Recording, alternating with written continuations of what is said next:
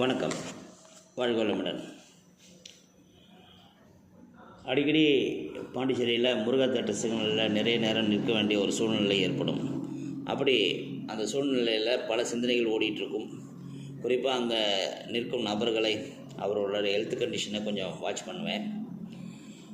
சில நேரங்களில் ஐயோ இந்த சிக்னல் எப்படா சரியாகும், எப்போ நம்ம போகலாம் யோசனையும் வரும். சலிப்பு.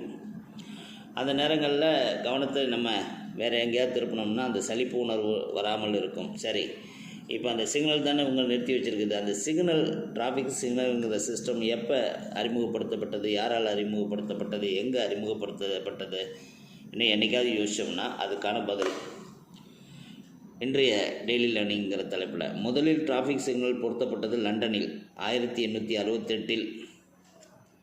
கேஸ் லைட் தான். கொஞ்ச நாள் கழித்து டமால் என்று அது வெடித்ததில் ஒரு போலீஸ்காரர் பலியானார். எலக்ட்ரிக் டிராஃபிக் சிக்னல் முதலில் வந்தது அமெரிக்காவில், ஒகாயோ ஸ்டேட்டில். வருஷம் 1914. ஒரு போலீஸ்காரர் பக்கத்திலேயே நின்ற வண்ணம் அந்த சிக்னலை சுவிட்ச் மாற்ற வேண்டும். ஆட்டோமேட்டிக் வந்தது 1924. வெனிஸ்ங்கிற ஒரு நாட்டை, அதாவது ஒரு சிட்டியை பற்றி கேள்விப்பட்டிருப்பீங்க. அந்த வெனிஸ் சிட்டியில் படகுகள், நீர் போக்குவரத்து தான் அங்கே கூட படகுகள் இடித்து கொள்ளக்கூடாதுங்கிறதுனால 3 வழி சாலை, அதாவது நீர்த்தடங்கள், 3 வழி நீர்த்தடங்கள் இருக்கும் இடத்துல அந்த தண்ணிலையும் டிராஃபிக் சிக்னல் வச்சுருக்குறாங்கங்கிறது கூடுதல் தகவல் உங்களுக்கு.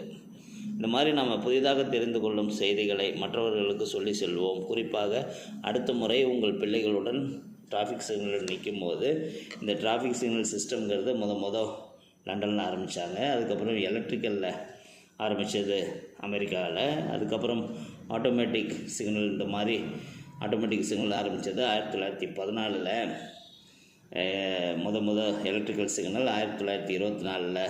ஆட்டோமேட்டிக் சிக்னல் வெனிஸில் போட்டுக்கு கூட சிக்னல் இருக்குதுங்கிறதெல்லாம் சொல்லிக் கொடுங்க. வாழ்க வளமுடன்.